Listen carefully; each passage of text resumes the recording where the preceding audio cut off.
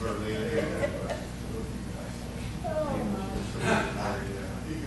that house that they bought, I looked at it, it was still being over extension. One thing that.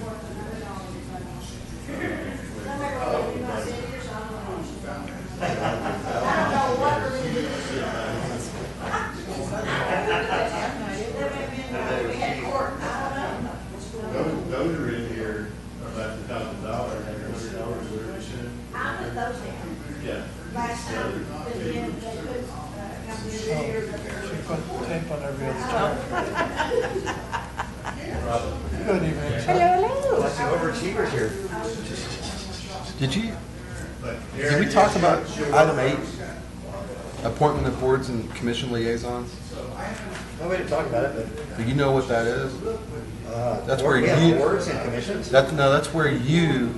This is the liaisons. So next meeting on the 22nd, we're going to appoint like the board members, the public. But this is your opportunity. This is where you point all. You tell her, I want you on this one, and Paul, I want you on this one. Well, Herb's gonna be on all of them. Okay. But that's what that, I don't know whether Deborah explained that, but that's what that item is. Oh, yeah, no, I knew that. Okay. And I just realized, I don't think you and I talked about it.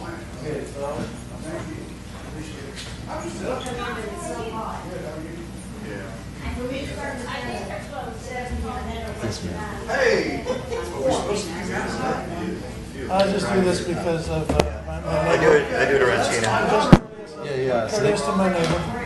they were approached and spoken to and told to cut it down, and he was supposed to have already cut it down. And yeah, I saw they haven't cut it down yet either.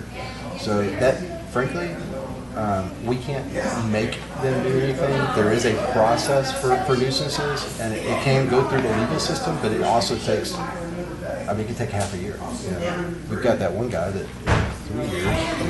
But, so that's, unfortunately, if he doesn't act soon, that'll be the next step. We'll issue a citation, and then it'll go to court. what about the message? Yeah. Yeah. It's the same. I know he got talked to you about Bill. Yeah, I remember you giving me an update. Yeah. But it's interesting. It's just human nature.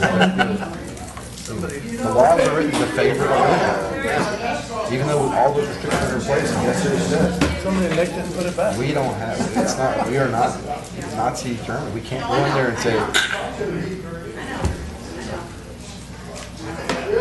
So I got my first shot. sad part is, it's a well-built, nice-looking fence. It's Second just one's come out in a week or two. 15, it's just it's 15 feet too close and it's too tall. Figured I just better do it. Yeah. I think it's smart. You just never know. And it's courteous. It's courteous to your neighbors.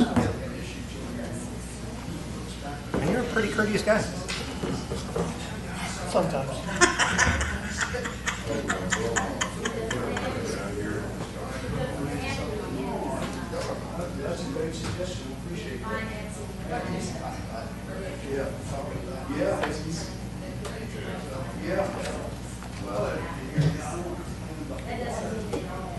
I meant to ask Bill about something, but he's running late. I forgot to bring my other glasses. I don't like these during the council meetings because they're like two-fisted connectors. They're good for not forgetting my glasses. I was talking Which is to why you have those and not your other glasses. lost the other ones.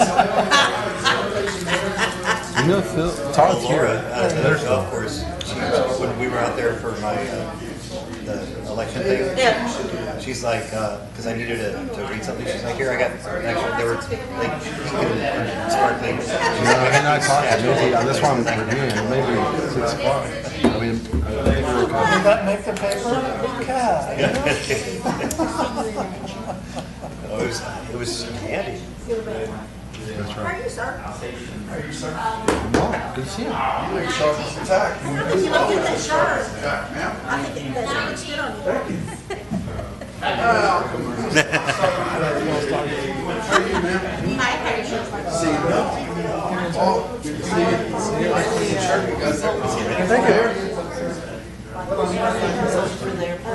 Now I get to see you. I sent you that email back just a while ago. Yeah. You couldn't remember you sent me? Okay. So anyway, I don't know what it relates to. I'm assuming that you maybe needed some help over the weekend with something. And I was totally out of pocket this weekend. I don't even remember. I'll figure it out. I'll take a look at it. Anyway, It was really important. it couldn't have been. It couldn't have been. Go on, sir. Oh, I couldn't get enough water today. I got 45 seconds. Are you, whose house are you building? Spec House. The Smiths and us are formed an LLC called A&M Castroville Properties. So, Good for them. so we'll see what happens. Well, you know, it's funny because last year I was thinking about trying to organize something to bring local people to invest in some of the houses. Read's your favorite color. Either get it right of first refusal or buy out some of these trashed out houses and do renovations and hold Are we all set? start over. And it sounds like something they might be interested in, so I'm talking to them. All right. That'll work. But that's what you're just doing the engineering work. No, I'm a partner. Oh, okay. All right, we're going to get started now. Marion Marlene. We're going to call this meeting to order at 5 o'clock. Roll call. For roll call, do you mind if we just go ahead and go down, start with District 1 and just say your names, your district? That's easier. No, I don't want to give my name. I like it like that. Shana Martinez, District 1. Paul Carey, District 2. Phil King, District 3. Darren Schroeder, Mayor. Todd Sherhart, District 4. Herb Dyer, District 5. All here. Thank you. Yay. I like to hear the voices. Well, and it's the first, first time we had a full council in quite a while. At the great. beginning of the meeting, yes. Last meeting sort of counted, but this is from 5 o'clock on. Nice. Good I like it. You're officially official. Thing So now we just can't stay till 9:30. I'm going to blame that on her. Boy, that's Yes. stretching. He said afterward, he's like, Mayor, you talk too much. All right, so please stand for the Pledge of Allegiance. I pledge allegiance to the flag of the United States of America and to the republic for which it stands, one nation, under God, indivisible, with liberty and justice for all. Under the Texas flag, I pledge allegiance to thee, Texas, one state, under God, one and indivisible. My turn.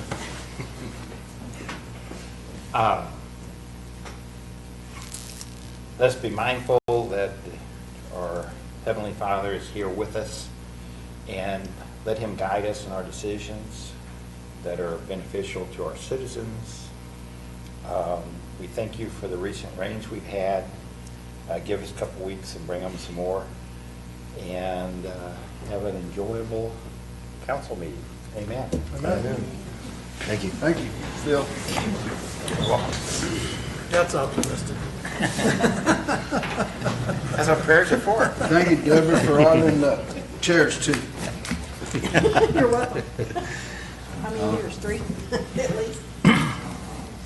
All right, so next, we're going to go to citizens' comments. Do we have anybody that wants to speak for citizens' comments? No? Do we have anybody online? They're not able to call in, so No. Gotcha. Well, that makes it easier. All right. Great. All right, next item, the consent agenda, minutes for May 25th, 2021, regular called council meeting, and the airport planning grant. Do I have a motion on that? First, I just want to say thank you, David, because that was a lot of work that he put together in that grant application. Oh, yeah. So, that said, I move that we accept the consent agenda. Great. Do I have a second? I second. Any discussion? All right, all in favor? Aye. All opposed? Motion passes. All right. Next, nomination and appointment of Mayor Pro Tem. All right, so do we have any nominations, any discussion? I'd like to nominate Phil King. All I'd right, like to second that. great. Any discussion? I was gonna throw my name out there, but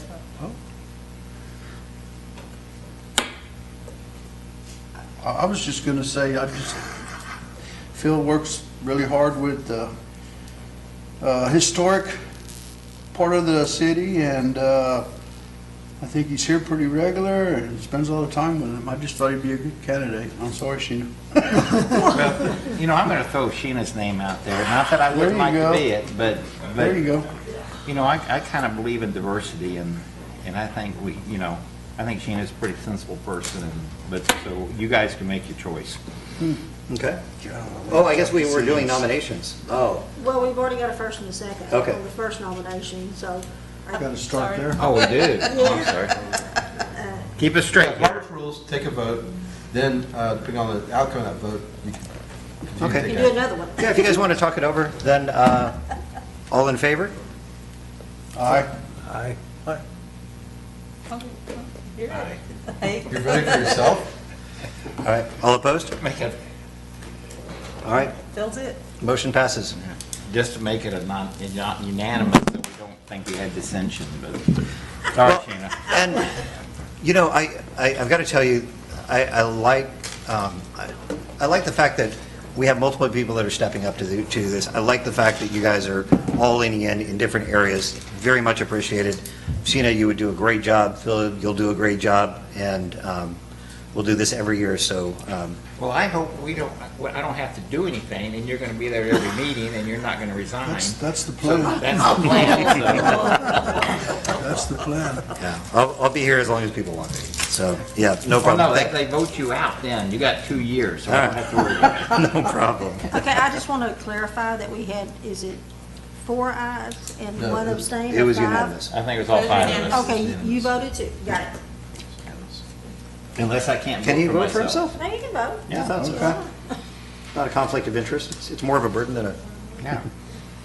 No, and I think that you'll represent us really well. I appreciate how you've gone up, with the French Consul General, the French Ambassador. You've just done a great job with that kind of stuff, so. Appreciate that. I just didn't want him nominating me, so That was, I knew we did. Saw that. I bit my tongue in half. I think that was his strategy last time, too. I think it was. All right. So next, we're going to talk about appointing council boards and commission liaisons. I would like to have some conversation. I like the idea of, people talking about which ones do you want to do. I know that some of you have been on some boards. I mean, you've all been on boards. Which ones do you like? Do you have any discussion on that? Well, in your packet, it does show current Yeah. liaisons. I like being on the airport advisory board personally. I like being on the Parks and Rec. Okay. I'd like to continue to work with planning and zoning. Historic Landmark Commission. All right. Bert? Where would you like to be? What do you want me to do? You're Who okay would you with like to be? I haven't got a preference. Okay. What's left? We have Well, we- zoning board and library. Zoning Board of Adjustments and Library. If you're okay with continuing with the library, the ZBA is, they don't meet terribly often, so either I can cover that or Paul's been doing that kind of as a dual function, so. Yeah, don't you usually have the P and Z and the ZBA the same person? Yeah, I think so, isn't that? It's Well- been done, it's been done the other way as well. Okay. I think the person who doesn't run for mayor pro tem has to be on CBA. That's where that works. Who does run? Who does not? Who does not? Oh, The one that made the nomination for mayor pro tem has to be the one that goes on CBA. I don't know. Do you wish to serve on library? You did a great job on there before, so. All right, so then we'll appoint, and this is my appointment, correct? Okay, so we'll appoint then Todd Shearhart to Airport Board, Paul Carey to Planning and Zoning Commission and Zoning Board of Adjustment. Library will be Herb Dyer. Historic Landmark Commission will be Phil King. and Parks and Rec Board, Sheena Martinez. Great, thank you all. All right, next, number 9, City Administrator report. Okay. You'll notice the screen is not down. I did not prepare a PowerPoint. You've got some information that was included in your packet, but with your indulgence, I'd like to just kind of speak to each of the issues, or at least I think most of the issues that are on here. So recapping the emergency management services, actually I think since the writing of this report, the chief and I met again to talk about the need to reach out. We're probably going to reach out to our ambulance provider, to the ESD, to our fire department, and have some initial discussions just with the local players. Frankly, I need to get to know those people. I have not met any of them yet, so I need to meet every one of those. I'd like to meet every one of those. And we're just going to talk about preparedness and how we can help each other, how we can better facilitate cooperative responses and that kind of thing. And then from that, we also need to be looking at training. So I think I did mention this in the report. The council is required to have training by FEMA for declared disasters. For us to be eligible for FEMA funding in the future, that's something that needs to happen. So I don't know that when the last time you all had that training, but I'm fairly certain that it's out of date, so we'll need to bring that in. It's generally done in a council meeting, usually a special called meeting, and you'll have a facilitator come, and they'll just basically do it in the format of a workshop. It's not terribly long, usually take less than 2 hours for them to do the required training that they have to do. And then the mayor and I get to do even more training. Generally, we have to do at least, I think it's either a full day or two, it might be 2 days that you can accomplish in one full day. I can't remember the requirement. So we'll be looking into setting that up. And of course, we met with Keith Lutz, and I think I outlined the meeting that took place between the mayor and I and the chief when we met last week. It's all blending together. Property damage update. This is also kind of hot off the presses. First off, we had all of our buildings reviewed. Go ahead. I'm sorry, could we just back up just one? Sure. So on the emergency management services, we're going to be talking about, as we get that put together, I'd like to set some time up to make sure that we're looking at things like the audible alarm, what we're going to be doing with the, what is the official terminology for that? That's Outdoor warning system. Outdoor warning system, thank you. So I really would like to revisit that and just make sure that we are on the same page about how we're going about doing that. So Yeah, and I think in the report I actually covered the fact that the meeting with Mr. Lutz, one of the things he shared with us is just the concern of that system. It is outdated and it needs reinvestment. The county is the one that made that investment initially. I think there was some city participation, albeit minor. So it's just a funding issue, I think, that we need to talk about. And Right. I think he kind of brought some concerns about whether or not it was really effective, whether it was needed. We know that there's a lot of complaints when it doesn't go off, but truthfully, who was relying on it to get that information? I'm not saying there's under no circumstances are they not beneficial. I'm sure that there are situations where it is helpful to have that warning, but there's a cost reward analysis that needs to be looked at, and that's part of the discussion that he wants to have. So yeah, I know that's definitely something that's on his plate to talk about. Right. But he reports, of course, not to us, but to the sheriff and the county judge, and I think he's having those conversations with them. So, but we can drive that to resolution, and that's really my Sure. point with this. Especially as we go through the additional training and make sure that we have our policies. I'd really like to look at our existing policies with what we have going on right now, so that we're prepared for the next emergency, just with where we are, not necessarily changing anything, just figuring out what to do about that. I think that would be something good to get on a fairly soon. I think your councilwoman wants to speak. Yeah, remember, state law is, our plan has to be revised every 5 years. Reviewed once a year, revised every 5 years. One of the questions I was going to have is, does our plan include the fire department and their checklists? Does it include ESD and all their checklists? Do our departments even have checklists included in the plan like it's supposed to be? Where's that plan set up to where if you're not able to be here, or Darren's not able, none of us are able to be here, someone can step in, open that book, and kick it off? I mean, it's... So anecdotally, I can just tell you the staff's all new here. Right. And so part of that training that Darren and I have to go to is actually also for the professional staff at the city, because they're generally the ones that prop up those different those different places in the FEMA response, disaster response, until the state guys show Yeah. up, which you hope is really I quickly. was the FEMA Yeah. point of contact during Hurricane Katrina when everything was coming this way. So I worked with FEMA hand in hand. It's just, So we have a lot of work to do, and I we think do, you're we've bringing got up to great get these, issues. we've yeah. got to get our departments to start drafting their stuff, a portion of the plans and checklists now. We're behind the curveball. Yeah, so And- our first step is to reach out to the, because I imagine if we're in that state, I'm guessing that our partners, the fire department, I think that there's been changes in policy over time, how they do things have changed. I know Yeah. just as a small indication of that, whether or not the hydrants are being tested, how they're being painted and kept up, I know that has changed.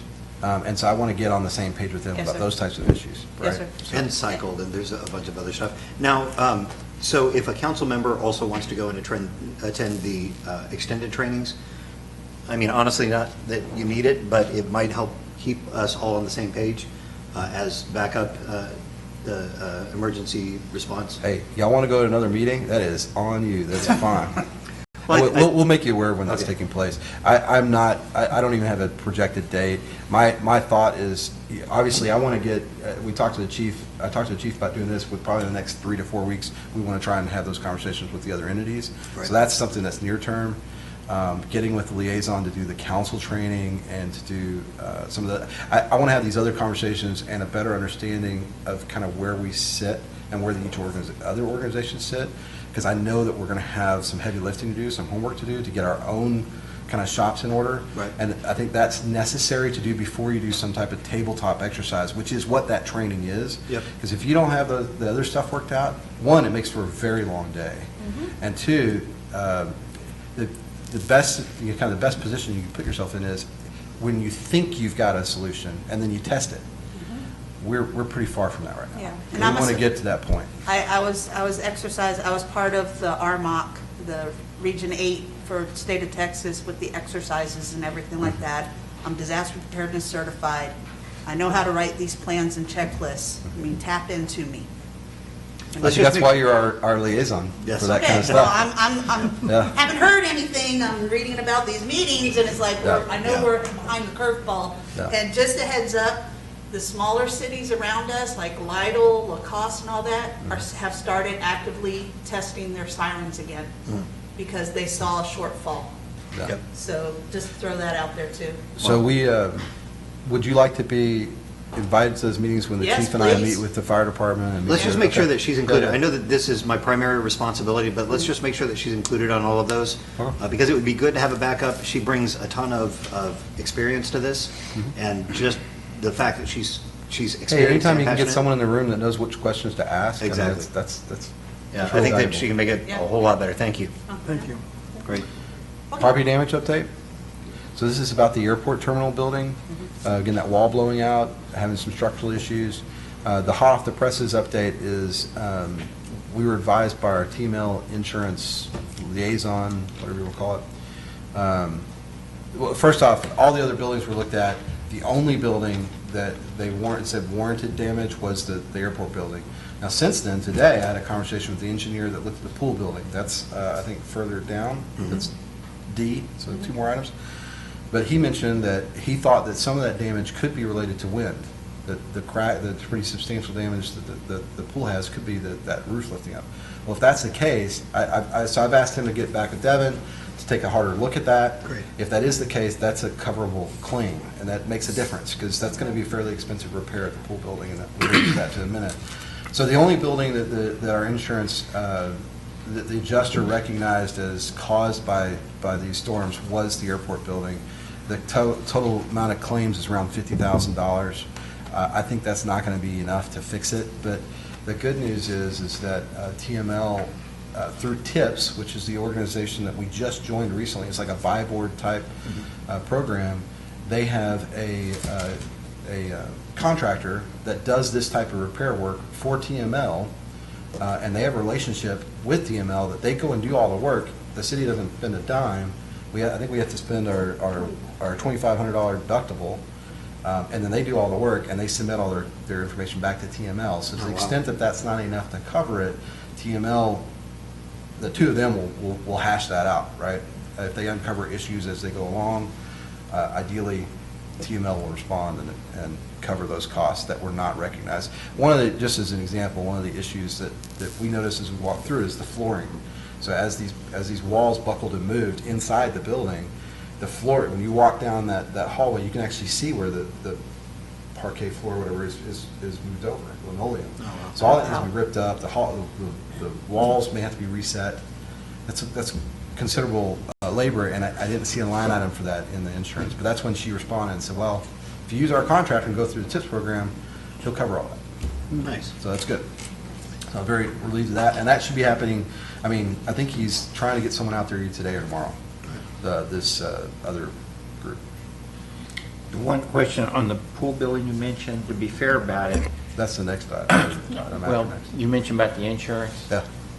Was the big crack there, because I read the report, but like, assuming you're talking about the crack, which is the veneer on the outside of the steel beam there, was that crack there before the storm?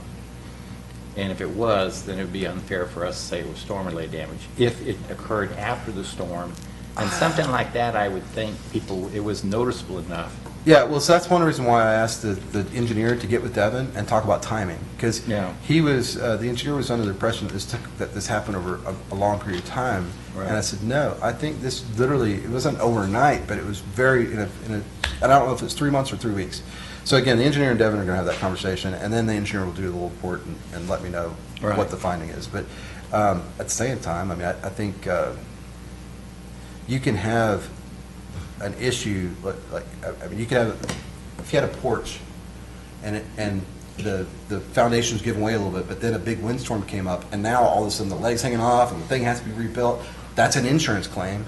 Right. There was existing damage that was that weakened it, but it was a windstorm that caused the actual thing to fail. Well, and I right? totally agree with you. And what I'm saying is, fairly, Devin needs to determine, because he's in that building all the time, was that big crack Right. like that prior to, or did it just show up after? That's exactly the conversation that Yeah. the engineer and I had today, and they're supposed to be working that out. So hopefully in the near future, probably at the next meeting, we'll have an update on kind of where that's standing. Pretty significant break in that wall.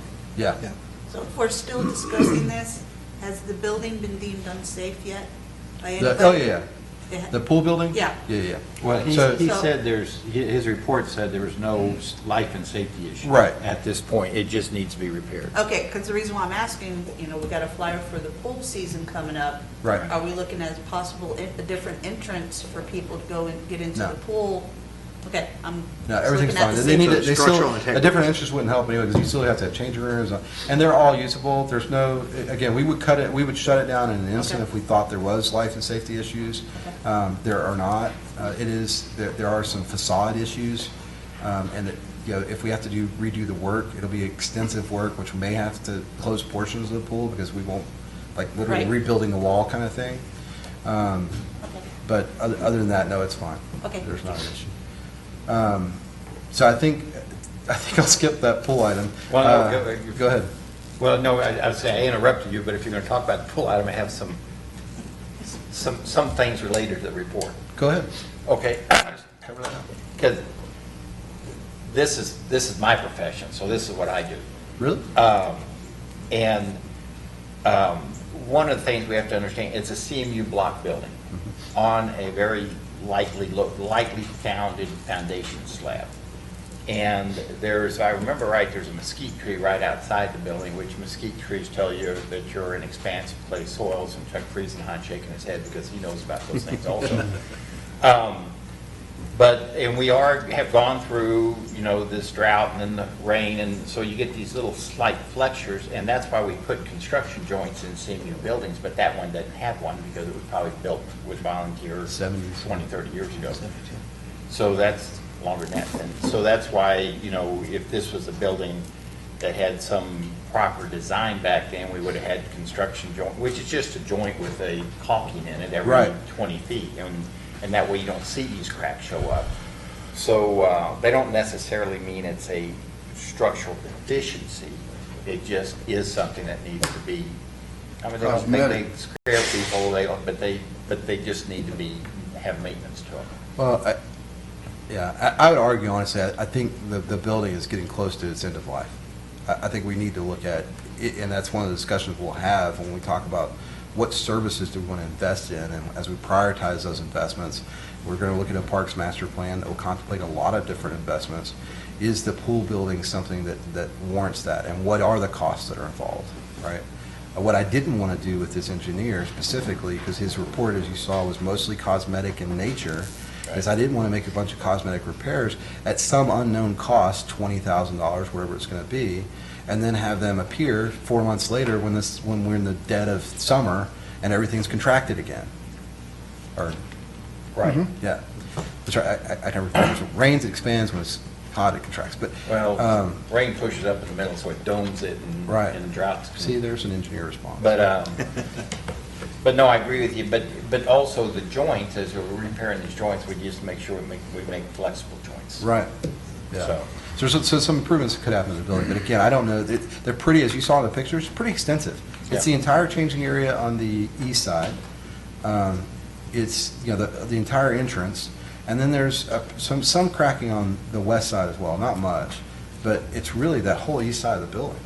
And to make the repairs, there's a lot of deconstruction that's going to have to take place to fix it right. It's not just the outer wall on the east side, it's that middle wall that goes down. So there's just a lot of stuff to fix. And the other issue we may have a challenge with is ADA.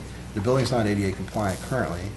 And when you reach, by law, when you reach a certain point of investment in a building, because that building, because it is cheaply manufactured, it's not an expensive material involved, it doesn't take much work at today's prices to reach a point where you've reached 50% or more, and now you have to make it ADA compliant, and that's a whole other issue. So again, we're just going to try, as staff, I'm running all the traps for you, and I'll try to bring you some solid advice back. Yes, sir. I kind of meant to bring this up later on, but we will have a sort of a windfall from our participation in the Alsatian Oaks for some sort of community development monies that we will be expecting from Mr. Collins. And someone brought up to me the idea of, we've been driving around and you see that Lake Hills has a community center, Lytle has a community center, and Castroville needs a community center. And Has I would Herb think Dyer that- gotten to you too? Is that what I happened? think that the location on top of the hill near the pool would be an It's not a outstanding unique idea. location. Everybody's so happy. That's all. No, that's fine. I will tell you this, though, the Alsatian Oaks, just for the clarity of everybody, since you brought it up, and I want to dispel any misinformation, it's very clear in that contract how that money is to be used. The first and foremost thing that as a council you need to understand is the way that contract is written. The person that gets to decide how that's used is not you all, and it's not me. It's actually the developer. That's the way that contract is written. Now, it does specify some different things that it could be used for, and it's in the developer's best interest to work with the city, because that contract doesn't cover all of his development. There's additional development that's going to have to happen in phase 2 and 3, and there'll be more opportunities for us to sit down. So I'm not by any means suggesting that it's locked in stone, but the way the contract is written, it's his call, and the purported use or the proposed use really has to do with baseball fields. And that's the primary, that's what, when you read the language in it, that's do really remember that, what's yeah. targeted. Doesn't mean it couldn't be used for something else, but that's what it states, and it makes it pretty clear that that's the primary use of it. So, just FYI, community center is something we can talk about. We're going to do all that in the retreat in a couple days, which is another item on my report. So Well, I don't today, think part of that's also is in the master plan, right? Master plan, yeah. Yeah, yes. yeah. And Sounds good. Yeah. The unfunded master plan, actually. Yeah, well, the plan itself is funded, implementing the plan is not funded. Right, the plan was paid for. Good Right. job. I'm about to say. But my point is, yeah, you've got a lot of wish lists. I mean, that's what it is. Still got to figure out how Yeah. to finance it also, and we got to prioritize those things. But yeah, absolutely, there's some Agreed. things contemplated there that we recontemplate and talk about prioritizing and timeline. So speaking of is it mentioned here? It is, right? The retreat, yeah, it's F. Did you want the to talk about council the fence retreat- project first? What's that? You had skipped over No, that. I'm going to get back there, but we just mentioned the retreat, so I'm going to mention it now. Perfect. Apparently, my order on this thing doesn't matter, Mayor, so we're just going to jump around. You're the one who's changing it. So, You're the captain. I'm the one that, okay, all right. It's your item. Non-linear thinking. On the retreat, I did send out a link today. If you check your email, The sooner you respond, the better. But I know your time is, by Friday, at the end of the day, would be the best. I'm going to be taking those responses and coalescing them and putting them together for a presentation that will take place on Monday. And as I think I shared with you all, I'll be out of town Wednesday through Sunday at a conference. I'll be available, I'll be checking email, I'll be doing work, but I just won't be in front of that PC here. Airport fence project, the good news there is, again, y'all have already authorized this work. It's under, as far as it's not, it came in, I think, around 12 grand is what we expected to spend, and we're coordinating between the farmer, Joey Lehman, and the contractor that was chosen to do the work to figure out exactly when that's going to happen. And obviously, the rain's been a big issue. Can't get in there when it's that muddy. So that, and about a week after that rain, you start to see these shoots that these green shoots that come off those trees. So the city's hired a contractor to clear the Yes. fence lines. And they'll clear it on the line. And who is that? I don't recall off the top of my head, but I know there were 3, and they were in pretty close. The amounts were pretty close. We chose the lowest bid because they were all comparable as far as their ability and the size of the organization, that kind of stuff. But I don't remember the name of it, which one it was. I'll send that out later. HR outsourcing, that's actually on the agenda, so I'm going to skip that. Right. We'll actually talk about that a little bit later. The COVID bill funding, I've asked our finance director to provide an update in his staff update next month, assuming we have more information. As of this moment, nothing's really changed. In fact, I think I put no change on that because I've received no official word whatsoever. I've heard from a lot of other people. I've heard from vendors who supposedly know. I've heard, my city management group, we've had a lot of discussion about it, what it can and can't be used with. What I think is funny is there's a lot of fighting already over about how that money is going to be used, and they don't even have the check yet. But supposedly, like right now, sometime in the first part of June, we're supposed to get this check, and then we'll reveal another one, from what I understand, next June. But I have not been contacted directly, and when that check shows up, I will let you know. Are we solid on all of the milestones and the timelines that things need to be submitted? We know exactly like what needs to be submitted and by when that needs to happen? For that money? Are we solid on that? No, because I think, my understanding is it's already been appropriated. Right. So the city, because I've seen a couple of different lists where they've got identified how much, who's getting what and how much. But I've seen nothing that says you need to turn this form to get this amount of money. And I believe that if it works like the CARES Act worked before, we had to submit something to get an initial amount.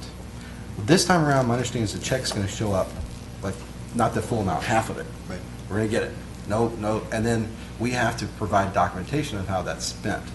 And that's why the CARES Act, it was kind of differently, it worked differently. You had to submit something for the initial amount, then you would pre-spend money and then submit for reimbursement. My understanding is this is not going to be a reimbursement process. The money is going to come, and then we've got to document how we spend it. I believe that's the way that's going to work, which is a little scary as a taxpayer of the United States of America, but. Yep. So are we coordinating then with the county? Because the county's going to have to go through the same filing process. Yes. Can They we might just be get a treated, line? they might be treated a little differently, but yeah. Let's just. I'm get- getting information from everywhere I can. Yeah. Let's see if we can get a report out on that and see if they have some documented stuff. That way we can just make sure that we're on top. My biggest fear is that, the money's going to go out and we should take advantage of that. That is a part of what needs to happen. So let's just make sure that we understand as well as we possibly can and coordinate with the council, with the county. They've got a lot more resources than we Well, do. so I'm not going into great detail because I'm trying to keep it short, Mayor, but at the city managers conference I attended, that group, TML, the Texas Municipal League, and the International City County Managers Association, which is across the United States and across the world, they have formed a group that just deals with this, Great. a policy group. So in part to work with Washington DC to ask some of the questions, because when the act got passed, it states that this is to be used for broadband and infrastructure and drainage or something. It's very broad. Right. And so that's why there's already kind of some infighting about, well, can we use it for this? What if, because as managers are wont to do, we try to expand, like, create a justification for something that we know that it probably wasn't intended, but hey, it fits technically the terms. So they're already playing those types of We games. call that problem solving. Yes, exactly. So we're already trying to problem solve in those kind of creative ways. But my point is, I do have resources, but even those resources don't, at the state level of Texas, we just don't have I have good information from Washington DC. I've got a lot of that. But not at the state level, and it's going to be the state level that's going to decide, and that's what, so we're working on that. So I'm hoping by the 22nd, we'll either have a check or we'll have information or both. Perfect. So, and hopefully our finance director can put that together for us. Thanks. COVID bill funding, fiber for City Hall and Police Department. So I kind of talked about this in a couple of different reports, and this is just advising, I did pull the trigger on that to have that developed. It was a lot cheaper, especially in the long run, if we went with that than AT&T. I also actually looked at Verizon as an option. And I think long term, whatever we do with these facilities, whether it's because we're going to take it to Public Works, Police Building, and City Hall, it does make the properties more valuable, the fact that there is fiber there. So if there were opportunities to redevelop any portions of these properties, and sometime 50 years from now, this infrastructure will be here. But obviously it will serve us in the meantime. The total cost of the project, I think I sent you all that proposal as well. I can't remember, it's around $15,000. Right. There's an upfront, we pay an initial amount, then we pay, once it's done, we make another payment, and depending on when that's finished, then in the new budget year, I make the final payment. And that's just to make sure that we have enough money because we've already got it appropriated in this year's budget, and I'm anticipating we'll have this similar amount in next year's budget. And the nice thing that I've got to say about that versus just the technology, the difference between fiber and what we currently have, the coax, which is the coax broadband, it is significantly more reliable. Our phones weren't working today. And we never know when they're working. Yeah. It's hard to tell. We've had a lot of issues. So I like the fact that you're approaching this from a technology standpoint. To me, this is about customer service. A huge part of this is about customer service, making sure that people can actually get through on the phones when they need to. Well, and this will enable all those other things that we're talking about, the software and the Right. kiosks and some other things that we want to do in the future. So, yeah. Great, thank you. Kudos to our cops. It's a little wordplay, but yeah. I don't know if he's paying attention, but I put this in there, and truthfully, the kudos are coming from the chief. He's let me know anytime one of his officers have been recognized. We had a gentleman that was involved in a hit and run, and the officer basically chased down the other car and was able to get them. Just things that where our officers have gone kind of above and beyond to make sure that our residents are served well. And to their credit, some of our residents have actually taken the time to send the chief those thanks. But as I stated in my report, I think that reflects on the chief as much as it does his officers. That culture does not happen on its own. It happens at the top. And I will tell you, that's one of the things that, as a candidate, the more I got comfortable with our police department, as we know, there's been a little bit of a checkered past in the police department. I don't think that's any secret.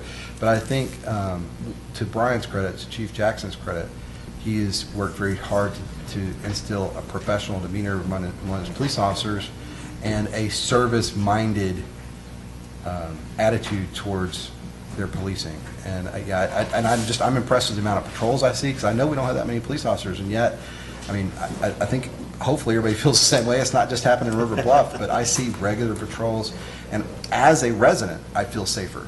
And that's part of the intent of that. So all that's due to the chief and his organization. So And kudos. to back to him. piggyback on that, a lot of people have been noticing, like when we had a bunch of illegals that were apprehended, and our Posting on police, Facebook. yeah, Yep. and everybody felt really comfortable that they were on board.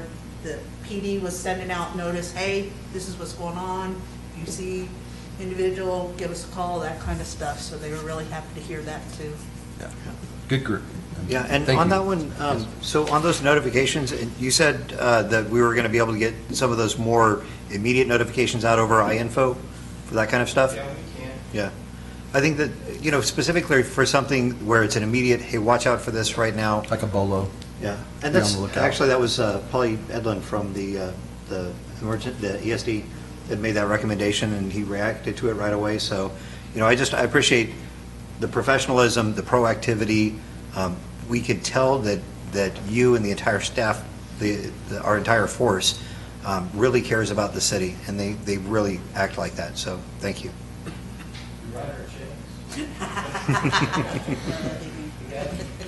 Yep. He says that, but he knows good and well. He does. All right, Amoresco AMR project, just letting you know that that's kicking off right after our retreat. The next day, there's going to be kind of an all-hands meeting to meet with their folks, and then they will start, one of the things they'll do is actually put in test meters, so they'll select where they're going to put the test meters, they'll talk to the meter reader, who actually, they won't talk to our meter reader because he's going to be out for surgery, but they'll talk to all the other staff and former meter readers to get an idea of how things work. So that's moving along. July 4th plans, I kind of wanted to open this up a little bit. You've got the flyer there, but I don't know what, I'm not real familiar with what has happened in the past, and maybe if there's any questions about what may or may not be different this year. But I'd be happy to speak to what we're planning. There'll be a parade on Saturday. My middle daughter, who y'all will meet later today, my family's supposed to be around 6. She's actually going to perform in the band. She played at the, even though she's not enrolled yet, she played for the graduates here last Friday, and she'll be marching with the band on Saturday. So that'll happen. Then there's going to be kind of like a scavenger hunt type thing put on by the chamber, is the plan on Saturday. We're to encourage local shopping. And then later in the day, Devin and I are talking about different things we can do at the park to keep people entertained between 2 and 6, more or less. Then there'll be a live band, and then we're going to set the fireworks off up on the hill. So that's the plan as of right now. Any questions about July 4th? July I 3rd? didn't realize that you could sign, in the years past, if you'd been in the parade, you got an email notice that, hey, it's time here to sign up again.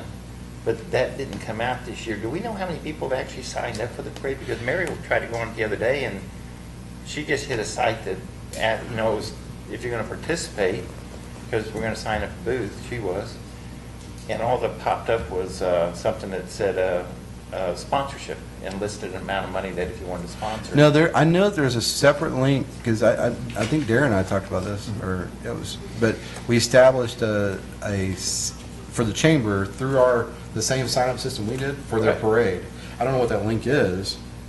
Well, I think you can hit it off of Castroville.com, the chamber's website. Right. But do we know how many people have signed up yet? I don't have that number off the top of my head. I'll find out. If you don't mind. Because Yeah. I'm curious to see if there's... Well, and I didn't know, so I'm sorry, my daughter told me that the public's invited to march with the band, or march in the parade or something, or participate. First, I didn't know that was a thing, so. They do different floats and everything, different organizations and Well, yeah, and stuff. but so- she acted like we were invited to participate with the band. On You some can walk level. with the band. That would be, basically the band, that's their rule. So if Yeah. the band lets you Right. do it, go for it. Yeah. But, I received a suggestion to throw out there is maybe have a car show to fill in gap. So I will tell you that this is the danger. I wanted to open it up to what we're doing. What I don't want to open it up to is planning the event, because Right. it's No, no. too It's close. on top of us. Yeah. And there is a committee that was established to plan it. And I know they looked at a car show. I don't know if one's part of it or not. I know they did look at it. Okay. I don't know if it took off or not. Okay. Because I remember being part of that first meeting. I just, if any of the council is going to the deal, let us know. We're gonna have parking for you guys. We'll have to cone it off. Okay. At the parade? No, at the park. the park. Okay. at night. Oh, yeah. It's gonna be On the crazy third. parking, and we'll cone it off for you. I got space in my place, too. City administrators have to fend for themselves? I think Oh, no. Park it, we got two up there, y'all pull in the back of the RV. Oh, and we, Park right there, all the police families will be up there. You get really good parking if you volunteer. I will tell you this, that Devin is looking for volunteers. If you know someone, if you got someone What do who's you call this? a young, yeah, at the event. Yeah, we haven't started doing cotton candy in council meetings yet, I don't think, but so there are going to be opportunities to do, just help people with parking and that kind of stuff. We are shy on volunteers, so Devin did ask me to put that word out.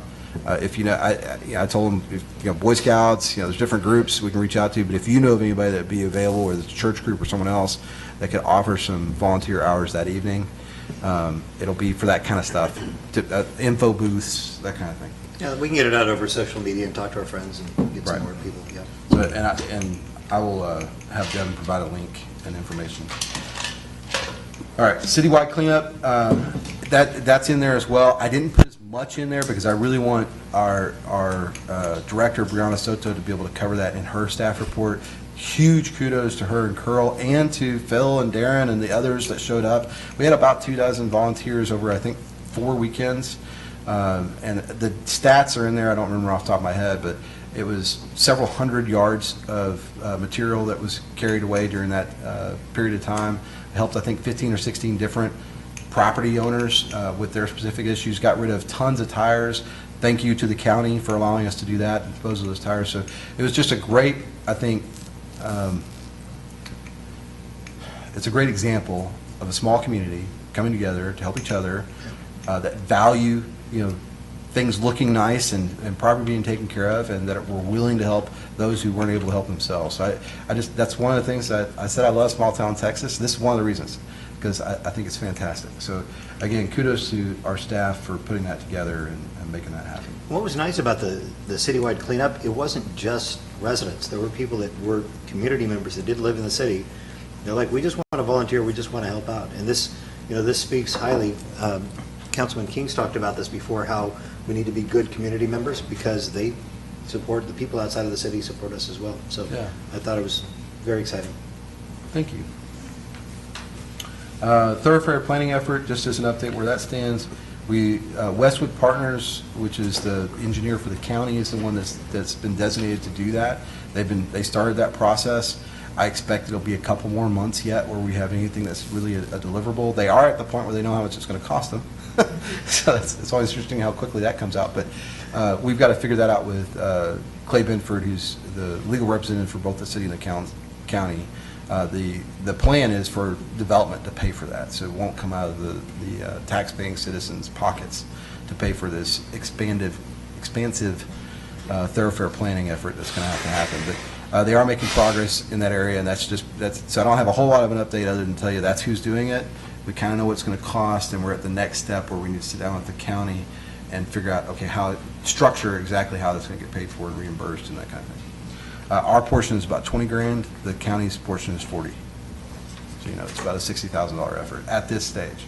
What I think is really wise about that is, previously I've seen previous thoroughfare plans, and they were more theoretical, and they were definitely methodical. There was definitely some thought put into it, but the fact that we're working specifically with the engineers who are working with TxDOT, making sure that we're looking at this holistically, that's the best way for us to prepare. The onslaught is on. We talked about that today. It's on top of us. Yeah, it's always helpful when you have a developer say, no, this is where I want the road to go. So you have a really good idea where that road's going to go. But this will help us understand the sizing. We've had a lot of talk about, what was it, 80 feet or 90 feet or 120 feet. And as you all know, we've gone to the developers and said, we want the thoroughfare to be 120 feet. It's a pretty wide road. But this will help us substantiate whether that's appropriate or not. And that's part of the goal. So. Sure. And Bob and Eric have talked about the Death Star. Death Star is here, man. Yeah. All right, thank you.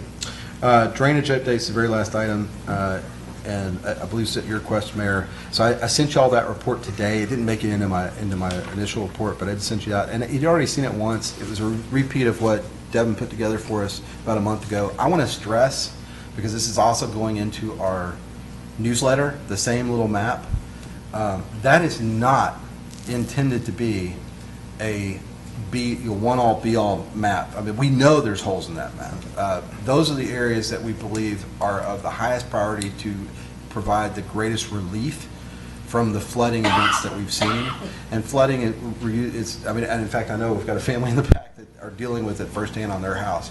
But these are the issues that will hopefully act as relieving points for some of those others. But knowing that there's lots of drainage to be done, some of it can be done low end with our own staff and equipment, but much of the really big stuff, some of the stuff that Councilman Dyer and I spoke about the other day, that's engineer level, contract level, budget level, where we have to actually expend some funds and appropriate those funds. And so we're not at that point yet. This is just things that we're going to try to do to alleviate the issues where we can as staff, with the idea that we're also going to bring to you a cost and proposal for dealing with some other drainage-related issues that will, again, require more investment. I think the bottom line with that is that we know that there are issues. we know that there are more issues than we can afford to deal with right now. And so this is really, I don't feel like what has been given to us is a thorough plan to rectify those. And this is really, we're going to put it out and say, this is what needs to be done. I've heard it stated in the past, well, we can't afford that. That's not real. That's not the case. It is going to be too expensive. It is going to be more than what we can afford to do. But we're going to put it down on paper, and we're going to update it every year. We're going to look at that every year and make sure that the legacy that we leave is a legacy of information, of methodical thinking, and really planning. And then we'll prioritize as we go through. As we have the money, we will spend it appropriately based on prioritization. You have the hard copy in front of you. That one is the map he's talking about, and then the packets, the hard packets, you have a copy also. Right. We just need to make sure that if that map goes out, that we're really clear about, because I see, to your point, these are the areas that are primarily affecting the other areas. So like that's behind their house, but it doesn't talk about what's happening in front of their house. It doesn't show some of the stuff that's happening up a little bit north. And so there's several areas that it doesn't show. So we just need to be really, really clear so there's not a misunderstanding of people saying, well, that's nothing. Right. But if we put out that map, let's just make sure we do that. Algiers is one of those problem areas too. Yeah. Right. They're all over the place. And Yeah. these are just ones we know we can fix. But I think they I'll could do draw my a red best. line on every street in Castroville. Those are the problem areas. Is that the solution? Just make lines everywhere? But some of this stuff can be taken care of in-house, like cleaning this stuff out here. Those drains. Country Village, most of those cul-de-sacs have a drain going out of them that hasn't been cleaned out in We, I probably believe since we- Country Village was built. We You know, authorized so that. there's this much silt buildup in those. If those things are taken care of, water will flow out of off these streets a little better. And I don't want to overwhelm anybody because that's probably citywide, that problem. But this kind of stuff you could fix in-house. You go do it and fix it one day and clean it out and go to the next one. And I know this is going to sound, I don't want to offend anybody, but it is, in all seriousness, not trying to patronize anyone. It is okay. Someone asked me the other day, can I fix a city street? Now, granted, this road was basically a private road. It only serviced one home at the time, but it's a dedicated city street that we were discussing. I said, yeah, absolutely. There's nothing, you don't need a special permit to fill a pothole on the road that goes to your house. I'm not suggesting, I mean, the city does have ownership, needs to do that, but to that extent, if you have an area in front of your home that is causing, that needs to be cleaned out, by all means, you can grab a shovel and clean You it can out. do it We will yourself. do our best to get to it, but we only have 2 people, right? I mean, we have limited resources to the entire city, and those 2 people don't just do this. It would be great if we just had a drainage team, and they just, because that's what it would take, basically, right? Is a group of people all year long Probably so. going around the city to keep those clean, and we do not have those resources. Me and Mr. Kearse have patched holes in Country and Village Path Yeah, before I was on council. right. Sack of concrete. That's why those suckers are falling apart. Yeah. You didn't We move it. Go we ahead. authorized was it a hydraulic trencher a while back? And I don't know if we've taken ditch delivery witch. of that, Yep. but that's a piece of equipment that can blow this stuff out of these drain pipes pretty quick. Yeah, I don't know if that's, I don't think we have taken delivery yet. No. I don't believe so. I don't Are we still renting I'll that? Because I confirm know that. that they were using something like that before. Yeah, I know that one of the things Devin expressed concern over is they can't use when it's this muddy. That was the issue. But I didn't get into which equipment or why or what. I just knew that he's got a plan of action, and that's what I wanted to kind of convey to y'all. But They were on Constantinople this week, one day. I saw them with the skid steer, Yeah. cleaning the silt out of that. yeah, they did it right before it started raining. Just before you- They got to some of it right before it started raining one day. I remember Well, that. yeah, this might have been after the rain even. I don't remember. When did it rain last Thursday? Question. Today. Where some of these drainage areas are, will homeowners be given a heads up just in case it interferes with their getting in and out of their It driveway or shouldn't, something I mean, like that? if there's likely to be an interference, I'll ask staff to make that connection, but honestly, it Okay. shouldn't be an issue. I just want to throw it out there. You never You know, know. that's a really good point, and we've had a couple of issues that we've talked about this week about lack of communication, just when things are happening in and around people's homes. We need to be really, really proactive about Here's that, my, okay, but here's my issue. if it's going to impact. Again, yeah, if it's going to impact, and we'll do our best to do that. That makes whatever we're doing take 3 times as long. Because the staff that we have are not the staff that are, I mean, what I'm going to work with them on is literally, can you just get off the skid steer and go up to the door and knock if you see that there's going to be an issue? Sure. Because that's probably what needs to happen. Face to face. Right, in that moment. But to like do advanced calling or advanced warning or that kind of, we just don't have the staff to do it, and there's No, not. if it's regular maintenance Yeah, yeah. stuff, if it's like massive stuff, then yeah, we definitely. We're putting it in those contracts. We can put the contractor, make them aware before, like the River Bluff, we're talking about that. When we go through that process, we'll definitely have that as part of the contract that they have to go through that process. But on this type of stuff, hopefully what we're discussing, though, all those things that you're looking at on the map, I would anticipate there should be very little to no disruption to the homeowner, because we're not tearing up a driveway, we're not. Oh, no, I'm impeding just that. saying if they need to back out of their driveway and a piece of equipment slowly going by, they can plan better. You know, if we have a time frame or a day that. Really? If they're backing out of their driveway, you want us to call and say, hey, by the way, our equipment might be rolling in front of your driveway sometime today. If they're parked in the drainage area that we're working in. Yeah, really, the drainage area should be in the Okay, driveway. I'll put it I like just- this. I just wanna- The red line in River Bluff, Yes. you're gonna get into people's yards. So Okay. where that one drainage area is, they have dogs in their backyard. Yes, and in those types of You're gonna need to scenarios, coordinate with absolutely. them. Where it's coordinated, that's what I meant. If there's coordination is required, absolutely. We can do that. That's all I'm asking. Yes. Thank you. At least River Bluff's on the map. To clarify what Paul was saying, I think Yeah. several years ago, council authorized the purchase of a hydraulic excavator. Okay, I thought it was But I think it recently. belongs to John's department, because it's when you're burying utility lines amongst other Okay. utility lines. But A when vac Paul truck? said, do what? Not the vac truck. Yeah, it's back truck, Yeah, the Okay. ditch with a witch. hydraulic pump on it. Yeah, with Okay. a hydraulic pump and Yeah. that. But Paul thinks that can be used to assist Clean out those Devin. drains. in To cleaning blow out the drains. culverts. Hey, don't try to make our departments work together, crazy people. I apologize, I should not have suggested, don't worry about it. Yeah, I honestly, I think those conversations happen, Yeah. But I think that was 2 or 3 years. I know that I think we have a I thought it was this jetter. last year. We have a jetter, or we're renting a jetter or something for a similar purpose. Yeah. Same concept, just a different approach.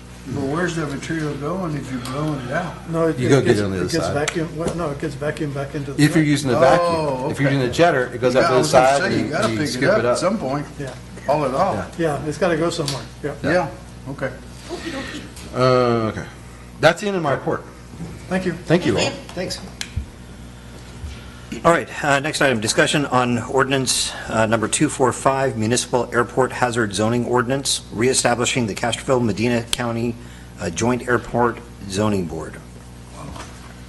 So once again, Mayor, you all have kind of in your packet just a description of what that is. This was something that was established in the early 90s, and it was established in response to a law that had been established by the state of Texas that allowed zoning, because as you probably know, cities can enact zoning, counties cannot.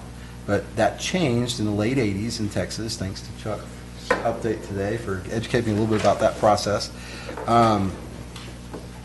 So as a result of that, we stood up this board, and I'm sure that also had to do with requirements and some pressure from TxDOT Aviation and FAA with all the airports to undertake this effort to establish zoning that would help to protect the airspace and the airport.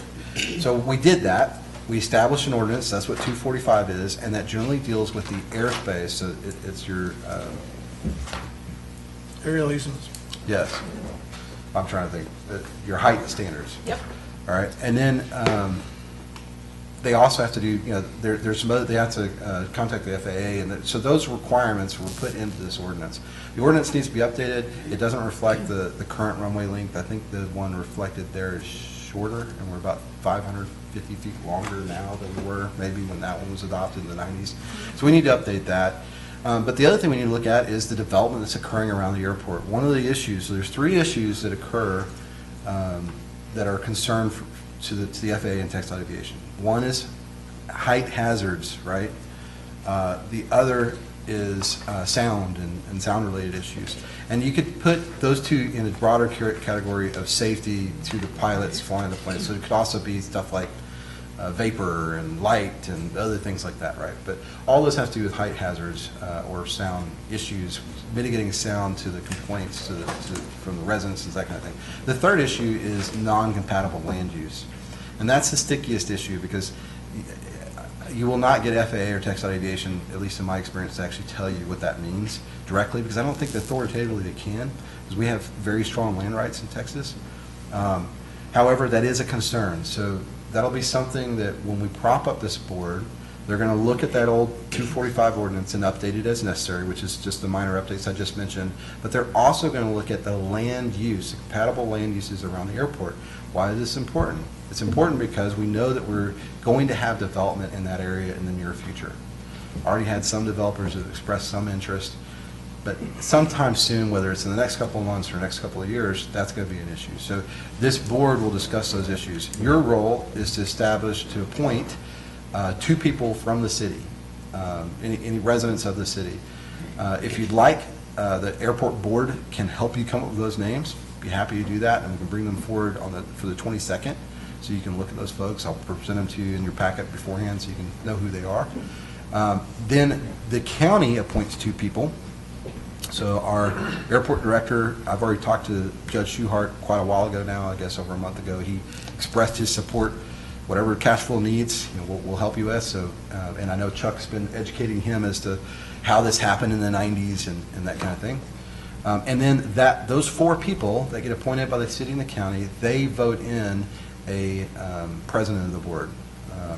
And so, or they basically elect or select someone to be in that role. So you have 5 people appointed eventually, and then they work with with folks like Chuck and David, myself, and the folks from FAA and Texas Aviation who educate those 5 on what the requirements are, what they need to consider, and they actually prop up this plan. They prop up that plan and make that happen. This is my family, folks. So, Hello, Scott's family. Hi, neighbor. So I wanted to have this on item for discussion. If you had any questions, I could try to answer them, but it's really preparatory to the next meeting to be able to have that as a deliberation item and appoint that board. I'd like to suggest that in addition to the Airport Advisory Board giving us their recommendations, that each district be able to submit at least 1 name for consideration in addition. And then Great idea. when we get a chance to look at the whole slate, we can decide. Yeah, absolutely. I think that I think that everybody should look at that. The airport board should look at that, and we'll come up with it together. So the airport board is going to end up picking the 5th member. So they're going to Not the board, not the airport board, The but the 4 zoning people that board. get it, yeah, the zoning board, yeah. The 4 members that are picked are going to end up picking the 5th member. So I'm just a little concerned that we need a broader application than just the airport board picking the names for the first 2. The first No, 2. So the council, if I'm correct, the council appoints the 2 board members, not the airport board. They'll That's make correct. recommendations. Right. But All yeah, I'm you suggesting guys will. is, let's get some nominations from each district, throw them all in the hat and consider all. And I would suggest, if we're going to do that, which I think is a great idea. Yes. When you reach out to folks, 1, talk to them before you put them on the list. Well, sure. Paul. I don't know if you filled out a conversation or not, but I'm guessing you didn't. I think if he just looked right, Sheena, he would have said Sheena Martinez. He just looked left. First person that wasn't him. Well, the funny, Paul does that every time, by the way. He always, right off the bat, he nominates somebody, and that's the person. Right. That's how Herb got it. Well, Herb and You should have just Vic and switched seats tonight. It would have been fun. That's how I got it. That's Right, how he got it. right. Yeah, I know. Double duty. I know we could have flipped a bunch of these around and we just said, there you go, we're good. Now we get a new one, so you'll have one. So, if we do that, make sure you talk to him. But the other thing is, what they're going to be talking about, and granted, as we know, citizens can be brought up to speed on any issue, but ideally it'd be someone with some kind of professional expertise, whether it's engineering background or land use, or if there's someone like like that in your district, that would be great, because we can rely on their background. But again, it's not necessary, not required. All right. Any other item, or, go ahead. Is it appropriate to ask Chuck a question? It's the mayor's floor. Absolutely. Chuck, are we going about this the right way, in your opinion? Yes. One thing I would interject with respect to potential members to serve on this board, probably not restricting it to just folks within the city limits. Well, that's only our two. So ours have to be city limits. That's the two nominees from the city. The county will nominate two. Well, Arnie just left, and this came up in the advisory board last night. A number of years ago, the various boards, advisory boards in the city, were restricted to just folks within the city limits. And there wasn't really enough people to serve on the boards. So in the case of the airport advisory board, as an example, for many, many years, I mean, I served in 2014, and although I was born here, I have strong interest here. I did not exactly reside in the city at the time, but so you have folks at the airport, for example, there are tenants there, they are heavily engaged in, not only the airport, but the city. So that came up last night, and I think for the folks that the board talked about, maybe one of them does reside in the city, but that's something to consider. Well, I said, I may have misspoke, because I would assume they have to live in the city, but they may not. I just know the city has to appoint two, so there may not be a residency requirement. There's not a state law. Your instruction says the members should be residents of their respective jurisdictions. Right. So that Well, I way- think that's what we got. Let's make sure that we've got the requirements down, but I think our strong preference should be that the two people that the city appoints preferably would be actually residents of the city, preferably should have some kind of expertise to go into that. So we just, I'd like to make sure that we've got that instructions about set up the priorities for how we should be looking at selecting people, give them enough time. How much time, when do we need to actually? Well, I'm going to try to get this to you, the information, at least some recommended names by next week, so that then by the 22nd, you'll have, because the idea is we'll put it on for the 22nd. Okay, And let's part just of the make reason sure. I'm doing this is I'm concerned because of the speed of development. I want to make sure that if there are going to be changes, we need to get in front of that just as soon as humanly possible. Yeah, if you don't mind, and we can just coordinate through Scott, and we'll make sure we get all the requirements out, and we'll communicate well to everybody. Is that all right? Yes, and we've been discussing it. Two other quick things I would mention. The thought here for folks to serve on this board, should be individuals with a balanced approach to things, because that's going to be more effective in coming to do some very important work. I mean, this board's going to have to make some decisions about some areas. And so you're looking for individuals that have an appreciation for the value of the airport, an appreciation for the growth and development that is coming here, and being able to approach it in a smart way. And, level-headed people that can come to the best decisions for the entire community. I think that's well stated, and that's really for any of our boards. It's not just somebody that has the ability to, but the willingness to work with others, finding compromise. So, Right. agreed. And folks that understand what's involved here. Right. And then quickly, the thing with the way the legislature set the law up, there was concern about in a joint board like this, either the county or the city having the upper hand and calling the shots with the airport and the zoning going on. And so that's why they structured it in such a way that the city nominates 2 members, the county nominates 2 members, and then those 4 individuals determine the 5th member that will lead the group. Perfect. Okay, so that there's, a common post there. This has all the criteria in it. Not a battle. Okay. Try to avoid a battle. Thanks, Chuck. All right, thanks, Chuck, I appreciate it. And just let's make sure that everybody reads up in what we already have. If there's any additional instructions, please get that out along with the recommendations. All right, great, thank you. Next item, discussion on the creation of an Economic Development Corporation, an EDC. And again, this is just for discussion. We had a kind of a closed session meeting where we talked about what that would entail, and I wanted to know from you all, is there an interest? If there is, the next step, I think the steps are outlined for you. There'd be a petition for those who are watching or listening. This would not be a sales tax funded EDC. You know, the thought process is that it would be an opportunity for the city to take land that they currently own and be able to put it in the hands of a development corporation with the idea that they can help prop up or work with developers to take land that is underutilized today and put it to higher and better use. So that's the construct of it. But Lon, I think the best way to clarify that to any of the folks that are watching, it is back to our guiding principles.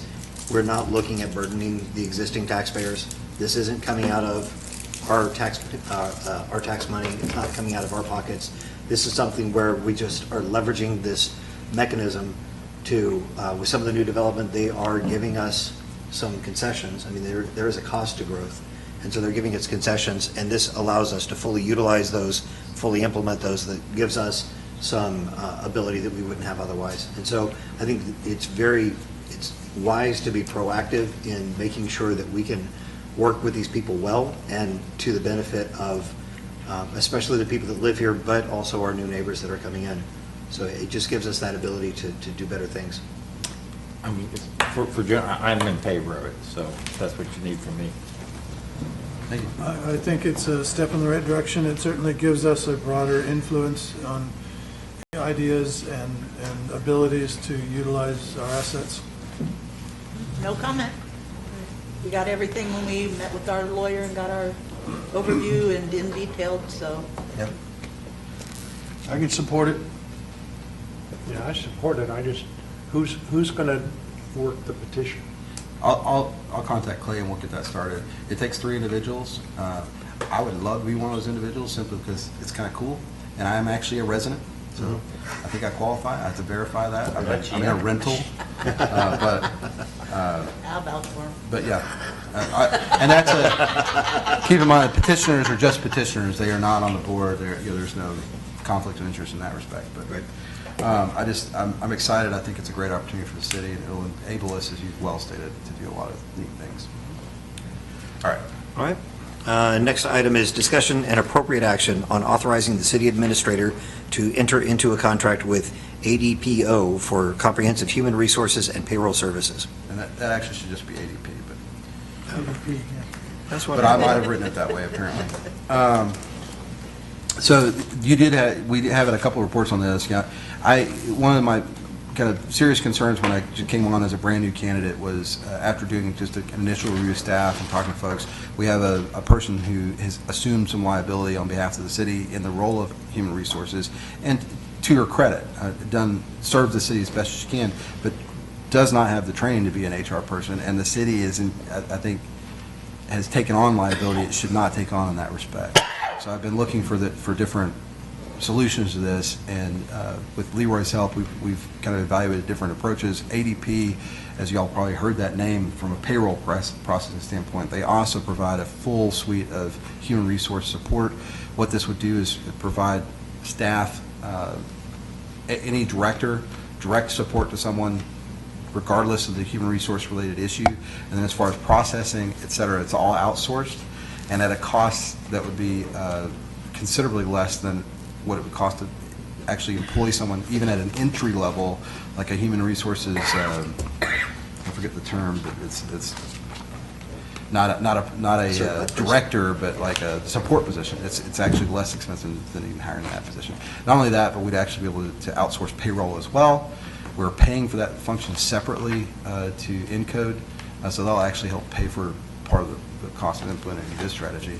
Beyond that, they also provide support for the employees themselves, so that they provide a portal and software where the employees can go in. We can look at training and development, which is something that I know Darren's probably very familiar with, anybody who's worked for a Fortune 500 company or been in the military, Yep. Development and training employees is really important. Well, they provide a full support system for doing that, plus timekeeping and just a lot of other things. So I'm very excited. As I explained to staff, it's like going from 0 to 100, from where we are today to what we will be able to do. Implementation would take place fairly quickly, like before the end of the budget year, by end of September is when we'd be fully onboarded. So the other nice thing about this is the concern a lot of times with HR positions is that, especially in a small town like this, everybody knows everybody, and if somebody pals up with the person that you want to go to deal with something, if there's an issue, if there's truly some sort of a personnel issue, it's really hard to go to somebody that is pals with the person that you're complaining about. And so it gives us that step of removal. It takes away the potential for a conflict of interest from that position. I know before, I think the last HR person that we had that was full-time was like director level, I believe. And we had some of those conflicts kind of pre-set up in there, so I think that's really positive. My question is, how long is the contract that you're looking at with them? 3 or 5 years. So it's a long-term commitment, and it is a per employee cost. I know I didn't mention this, but it is mentioned in my report. I just forgot to mention it out loud. It is a budget neutral both for this budget and next year's budget. The following year's budget, we will learn more kind of as we utilize the service, whether or not there'll be any incremental increases. However, as we'll discuss in our budget retreat, I plan on sharing those costs a little more efficiently with our utility partners. So the burden to the general fund will be non-existent. Okay. I think it would be wise to take a look and see if that is a 3 or a 5 year, if there's a difference in price, what that is. Yeah. Because we're learning on it, because we have not done that before, my personal preference would be to look at something that's a little bit more short-term. Let's learn from it while we can, and then if we need to renew it from there, unless there's a major cost difference between the two, I think that it would be best if we came back with the actual details of that. Okay. Discussion on that. I agree with what you're saying. Shorter term, just to kind of get our feet wet. And this would be versus creating our own HR department, correct?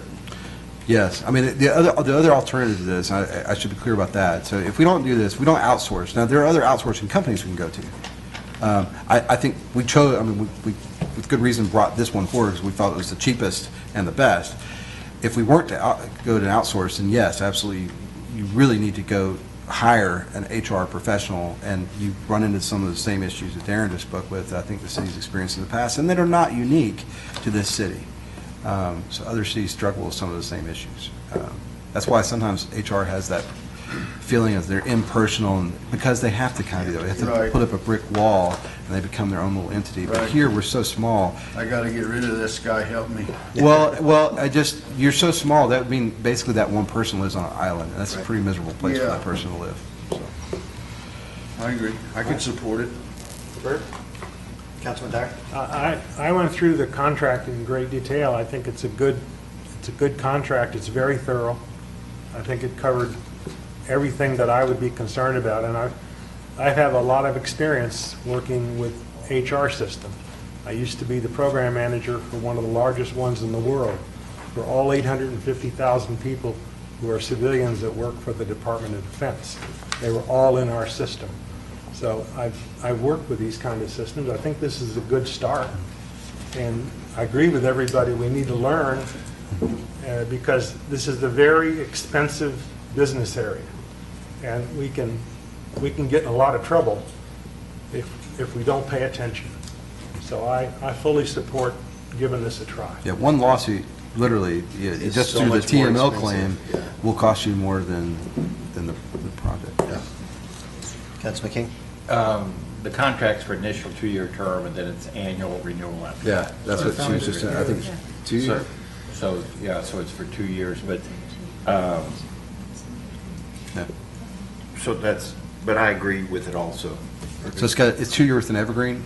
It's a 2-year initial term, the initial term is 2 years from starting the month after they start doing work for you. And then after that, it's annual renewals. With 30, yeah, well, so that's why I call it evergreen if it's automatic. But yeah, Yeah. Councilman No, Carey? Nothing to add. 90 days. I support it. Great. Councilman Martinez? Same with, I'm in the same boat with Herb Dyer. I ran Wilford Hall's resource management and everything, dealing with payroll and human resources and everything. This is great. This will help bring us to the modern age and look towards the future as well. Great.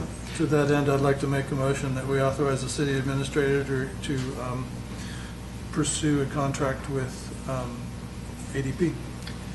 Second. All right. All in favor? Aye. All opposed? Motion passes. Thank you. Thank you. Thanks, Scott.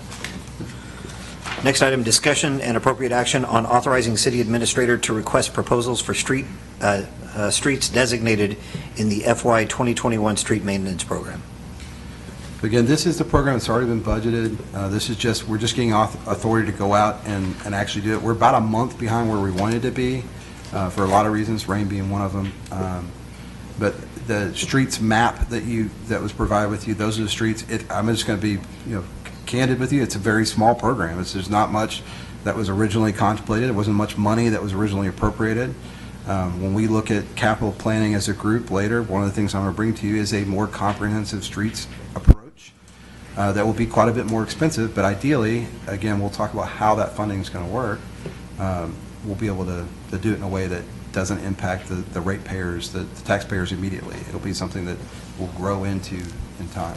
So. Well, again, this is one of those planning things where it is too expensive, we cannot afford it, but we can't afford not to document it and understand what that is and maintain a list of priorities. If everything's a priority, then nothing's a priority. And if nothing's a priority, then nothing's a priority. So this, to me, is smart to get into that. It's true, right? That was some deep. I know. Yes, sir. Yeah, a couple things is I like the fact that it's a small program because you do have kind of a new department there and this lets you. The one question, it says recommended treatment, rebuild / thick overlay. Mm-hmm. Now an overlay means you don't. It's not rebuild. rebuilding. And right. Rebuild means you tear it all the way down and rebuild. Is this going to be overlays or is this going to be rebuild? I told Devin didn't have to be here because we had talked about this once before. Go ahead. I know for the streets in my neighborhood, we've got so much of up, down, out, down. We cannot do the chip seal type thing. They have to strip it down and relay. Well, and we're not talking about chip seal. An overlay is different from the chip seal. We don't our roads don't qualify, no, in my neighborhood for that. You don't want to put a real asphalt base on those streets because there's no base material in those streets. It's degraded dirt and chip seal. Yeah, I know that was the finding in River Bluff area. Now, and I know you have a civil It's a waste of engineer on asphalt. board to help you with this, Mhm. but I'm assuming, I don't know if he's, so if you, I'm for the program. Mhm. I like the size of it because, but since there's no plans, if you don't mind just getting back and letting us know Yeah. on that one chart that you have I didn't want to hold there. it up so we can go out. So there's going to be, it'll be July the 13th is when you will actually award the bids. Right. So we will have a meeting between now and then Right. where I can give you more information because we're going to go out to bid. This will authorize them to go out to bid, but we won't have enough time before the next meeting to actually do anything. So I'll, yeah. And I think, frankly, I think they're supposed to be ready by the end of this week. We should have them ready for this meeting. So I'll try to get those to you as soon as possible. I did want to mention there's a county project that isn't listed because it isn't part of that initial plan, but it is being done separately. It's over by the elementary school, elementary or middle? Elementary. General, Elementary. okay. So it's a little section that's being done there in conjunction with the county. Again, I can't speak highly enough of our county and their cooperative relationship with the city. I will tell you, unlike some of the other statements I've made about how, this is the way it is everywhere, that is not the way it is everywhere. Yep. We have a fantastic county that works very well with our city, Absolutely. and I love it. Both the county commissioner and the county judge. Yes. They are phenomenal, yeah. Yeah, and anyway, so I've got- kudos to them for helping us out. I got a question. I know you're going to get sick Yes, of me. ma'am. No, I'm not. That was a long time He's ago. going to send his little dog over to my yard and take care of it. No. How much notice are we going to give our residents that'll be on these streets as far as when the project's going to kick off? Yeah, so we'll put that in the contract as well, because this is, anytime we do with the Right. contract, we'll make that as part of something that they have to do to go around and put the flyers on. Put signs in the yards, 'cause Something. But yeah, I would expect something like 72-hour notice, something like The that. vehicles will have to be off Right. the roads and everything. Right. so. Okay. Well, and you can do that, like in River Bluff, you can do that in the entrances, if you do it at like kind of the boundaries, put up some signs. Sheena's going to do it in River Bluff. We Oh, got she's that gonna do it covered. all. She's got some extra signs. She'll go door to door, and she'll be out there with a megaphone. Hey, We told you to every move your time there was car. a Storm, I went around and checked on everybody, came out of I my know you neighborhood did. and drove all over the city checking. I know you did. I'm just thinking of the people who don't move their cars. If they don't move them, they're going to face her wrath. She'll be like, "You're the reason we're not getting this street No, done." don't face my wrath, no. Yeah. They're gonna face the neighborhood wrath. All right, so on this one, I think that it's really important to make sure that we're getting that communication out. So let's come back with a plan. Do I have a motion on this item? Sheena, you want to do this motion? Make a motion, the city of Castroville go out and solicit bids for FY '21 street maintenance services for designated streets with specifications and recommendations provided by city engineer Kay Freese. second. All in favor? Aye. All opposed? Motion passes. Well, you got the second because you read a whole bunch of stuff. Paul. I wanted Sheena and Paul. I just read it. Did you catch that? The motion, was that all right? to- If she's read what's in here, yes, I will. She did. Okay. I just didn't read it through. I do want to mention, I'll make sure that map, if it's not already out there, we'll make sure the map's on the website. I'm just thinking, I didn't have a graphic like I normally do. It is a graphic we've seen before. It hasn't changed, but I will try to make sure that that's clarified. If there, we'll probably actually put it in the next newsletter as well. That'd Here's be the nice. streets If we that's could put the being map, if we do a color-coded, for the people that can see colors, do it color, not everybody can. done. Everybody sees color, not everybody sees the right Reds and colors. greens are bad. That's Right. where everybody's colorblind. So if you do the colors with a, what do you call it, a legend on it to say, these are going to be done in this time frame, these within that time frame, if we can. They're all get to being that- done, I'll just tell you, there's a small number, and they're all being pretty much done at once, because Okay, the perfect. contract's only be here a couple of weeks. Oh, It nice, won't take okay. long to do the work, they'll knock it out. But yeah, All right. we'll just mark the streets are, Just make sure somebody oversees that project very close. Yeah. You see, So Let's speaking do it of, right. we did go out to, we had a position for an inspector, and that's being in the process of getting filled right now nice. for that purpose. Okay. And that inspector would handle that portion of it? Yeah, it'd be a utilities inspector, so that's something that, it depends on who we get and their level of knowledge and expertise, but we do have a crew leader that actually has quite a bit of experience with streets, so we should be okay for streets. You just made me think of inspection. I just think of horror stories when you talk about streets. Oh, yeah. Well, yeah, and when we look at what happened, Country lane. so we all lived through what happened a few years ago with the oil spit across all of the streets, and there were a lot of Gravel things. in our yards. Gravel in our yards, yeah. So I think it's imperative that we make sure that we do follow up with that. Yes, absolutely. All right. Well, we may have the contractor here, so, I mean, seriously, I think it does add value when you're awarding a contract to have the person, just like we experienced with Amoresco, to have the person you're awarding that contract to, it's one thing for me to tell them, hey, these are the concerns council has. For whatever reason, it goes a lot farther when they're here and they hear it directly from you. These are the problems we've had in the past. So that's one of the things we'll do when we go through the award I hope process. we get some local bids. Yeah, maybe. Great. Next item, discussion on creation of a board of directors for tax increment reinvestment zone, TERS number 1. This is very much like the Airport Hazard Zoning Board ordinance. As we talked before, Clay Benford was tasked with kind of telling us what our next steps are. So now you have those next steps. Again, I just wanted to open the floor for any discussion. This is part of what was agreed to when we agreed to the Alsatian Oaks Development Agreement. So the TERS has been established, but the board has not been established yet. And now that construction is kind of imminent, which will start to impact the land values, we need to get that TERS established ASAP. The board. Great. I don't know guess- if you have any questions. I Questions on know, that? because we talked about this, and just to get this thing going quick, if we need to get it quick, do we just want to appoint the city council members to the board? I don't, can he? Well, that's what the document says. The city council member may serve simultaneously as a member of the board. I think one of them can. I don't know if both of them, I don't think everybody can. I think that it's just like with the airport board, we need to make sure that we have the requirements, how many what qualifications, like residency, that kind of thing. So let's just make sure that we get that done. We've got to do that fairly quickly. We want to make sure that we're doing that before we're actually affected by that. I think we're actually behind the curve on it. So. Yep. What is our timeline on that? And What's our- I can tell you, you've got different participants in this TERS, and you can reach out to those other participants, the people who have a financial, stake in it, the ESD, the school district. I believe that they can be you can ask them to submit someone to be a liaison onto this board, Right. and they would be the person. It says the Medina County may appoint one member, the hospital district may appoint Right. one member, the emergency services district may appoint one member. The city can appoint up to 12 members. Residents in adjacent counties. And I would recommend, you don't need this to be very big. I mean, whatever the minimum size is, because it's like the ZBA, it's not a board that's going to meet very often. 5 to They'll meet 50. once a year, and they'll look at the project list and the financial plan and make sure that everything's happening when it's supposed to. That's about it. Right. So let's get together the requirements on that. And I know that you want to have it as small as possible, but we also want to make sure that we have a majority stake in that because we are primarily affected by it. So I think that we That's should. not what I want. I'm just recommend. Yeah. Y'all do what you want. I'm just telling you, it doesn't need to be a very big board, and they won't meet very often. But, And I think we but you're absolutely right. need to Majority make sure- stake as a city is probably the wise thing to do. We absolutely need to make a recommendation from somebody from city council who can be involved with that. We want to make sure that we're up to date with that and can help guide that, so.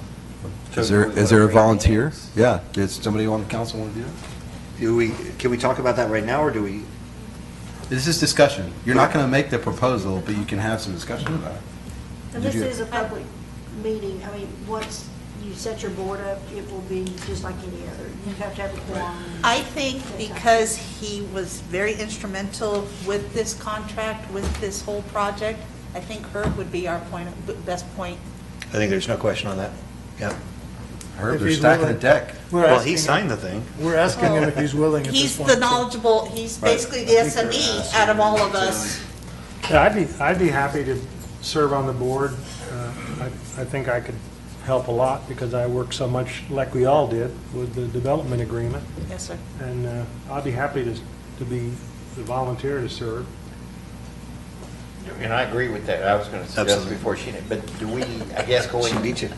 Well, she beat me, but do we need to bring names by the next meeting, or what? How Yeah, are we going so, forward? yeah, I'd say bring some names. Darren, you can accept you can't have a walking quorum, as you know, you can't discuss things, but it's perfectly okay to ask the council members to send you their names as soon as they can prior to the next meeting. So if you want to establish a deadline, that would be a. Can we send that, just send that through Deborah? Yeah, you Yeah, can do that. let's send too. it through Deborah. That way we're not even getting close to that line. Okay. That's fair too. So, yeah, let's send in the names that you recommend for that. I think that we're all, You should ask him first, right? you should Ask them first. definitely ask them first. Because it is a 2-year term, whether Ask you're on them council or first. not. Right. So then, I think that we're running out of liaisons. We're going to have to start liaising with multiple boards now. So we would want to have a council liaison, and that would be, if we've already got a member on the board, then that becomes our That's right. liaison. And then we'd probably want to look at the same thing for the airport zoning. Okay. We don't have action on this, so is there any other discussion on that? Great. Next item, discussion on increasing the hotel motel tax to 7%. Again, this is discussion only. I think because we hadn't talked about it before, I put it on for discussion. Because again, trying to follow our rule, let's talk about it and then deliberate on it at a subsequent meeting. So it gives you the opportunity, one, constituents hear this for the first time a lot of times. So if they're going to talk to you about it, they'll do it between now and the next meeting. We are, I think I know I did, I sent out an email earlier to you to just show you, here's where we compare. We're currently collecting 6%. The total collected rate, the state collects 6 as well. So when any of us stay at a hotel, you're going to pay 6% plus whatever the local city has established, right? If you're out in the middle of the county, I don't know if they establish rate. I know this, anyway. Local cities and surrounding areas, they're all at 7%, which is the maximum state allowed rate of 13, 7 plus the 6 the state establishes. So we have 1 extra percent Now, obviously, that's the money that goes to supporting the Steinbach House and other hotel, motel-related things. Those monies, for your information, if we need to do a training on this, we certainly can. I don't think it's necessary here, because I think y'all have been, you're pretty up to speed on what can be spent on it, but they are designated, they are restricted by the state on how they can be utilized, and there's a very limited number of things that those funds can be used for. So, which again, currently we pretty much use most of it for Steinbach House. So for the hotel motel tax, the primary one that's affected is Hillside. And I did talk to Joseph about this last year and asked him, how does this affect you? Is this negative for you? He's like, it really doesn't matter to us because they're just going to pay for the rates that they're going to pay. It's a pass-through. Right. It doesn't make them less competitive because everybody's paying the same amount. And so I think that especially with stuff like this, when you have stakeholders, especially primary stakeholders, we need to talk to them first. And then with the monies that would come out of this, I think that we need to have better visibility into that as a council in terms of exactly what that budget's being spent on. We need to make sure that the people that are paying into it have some sort of, visibility and input into that process, because it is literally to put heads in beds. So I think that portion of it we need to continue to be more diligent about, but I'm getting a little off topic. So I'll discussion. provide, but Mayor, based on what you just said, at the next meeting, I'll provide a primer just in the packet. We don't have to go over it in the meeting, as here's the statutory things that this can be spent on. There's a very kind of no-nonsense stuff that's been put together by a group that represents the hotels and motels, that industry. So does this include our bed and breakfast type situations too? Have we talked to those business owners? Like, I know the Landmark Inn, do they still let people stay there? Yes. Yes. And everything? Yeah, I think we haven't, but once I looked at all the other cities around here, literally everybody around us is charging Okay. 7. Okay. So I think, anyway. Well, the question that I've got on that is, do we get it from VRBO and from Airbnb, and I know that there's a couple of other ones. Whoever's registered, they do. We have just a Yeah. few in the city, and they do pay us. And that is registered with the service, not the individual? Well, They have to register with the comptroller. Right. you're The registered comptroller, with the state comptroller is the one that controls it. So like Airbnb registers with the comptroller, and so anybody that goes onto that automatically goes through that. Okay, thanks for that clarification. If you don't mind, could you also, in your packet, give a list of those, if it's easy, just a list of those people who we receive the... Sure. And by the way, I am for the 7%. Do So- what? It's very easy. 'cause we Yeah, don't if you have could give us that list of those. So to be clear, we'll provide how much we're currently receiving and how much we've received historically, what those funds are being used for, and then I'll also provide the statutory limitations on how those funds can be used and kind of the recommended uses by the Hotel Motel Association of Texas. Okay, awesome. All right, any other questions or discussion? No? All right. Next item, consider and take appropriate action on amending the city utility policy to include a leak forgiveness process. So this is the item that we kind of tabled at the last meeting, and I wanted to give, the report's been revised a little bit since the last time you saw it. But there's a lot of information here, and I just want to open the floor to, if you have any questions, Mayor. It should be pretty clear, here's what we were doing, here's what we are doing, and here's what we're proposing to do. Can I make a motion to start off? Sure. And by the way, very good packet. Yep. I make a motion to amend the city utility policy to include a leak forgiveness process as the staff has recommended. The proposed process in it. The proposed process that the staff has recommended. All right. I'll second that. Great. Any discussion on that? I think that was really well put together. Very well. All right. Thank you to Kathy Adams for doing that. She really Nice did job, Kathy. That's the awesome. lion's share of that work, and Patricia and our other folks who helped along the way. So Very thoughtful in that. All right. All in favor? Aye. Aye. All opposed? Motion passes. Well, that was a quick article. you had an item for future, right? All right. Yeah, I remember we were talking. Next thing is discussion on future agenda items. Let's start with District 5. I don't have any. No? All right. District 4? None at this time. District 3? As, and this could be handled as part of Scott's administrative report, but just give us a current update on code compliance issues going on. I've had people call and ask me about, well, one of them on Parish Street that has 3-foot-high grass in the front yard, and they're wondering why the city's not doing anything. I know when Marie was here, I remember one time the city went in there and mowed it, and then you all charged the property. Yeah, let me, so if we, well, let me think. But you don't need to address I it. say I can't address it now. I'll address it in the future. I can just tell you that sometimes it looks like we aren't doing anything, but the fact of the matter is that the process is Clock is lengthy. turning. Yeah. No, To I actually realize get that. to the point where you can abate it, you gotta go through citation, legal. Right, so, but yeah, on those I'll address properties that are like that. All right. We generally go lean with I mowed mine last night, neighbor. I'm sorry. For the most part, the city. We've already lean against the discussed. property. I have 2-foot-high flowers in my front yard. Do those count? Nothing to add. Thank you. No, we've got enough coming up. All right. But I agree with Bill. I have the You same know which one I'm concern. talking about? Well, I got them too. Oh, yeah. So I think everybody is aware about the Friday training. You still have, if you haven't attended the public office workshop, the last day to register is Thursday? This Friday? This Friday. I didn't know that. I didn't know that. Where'd that come from?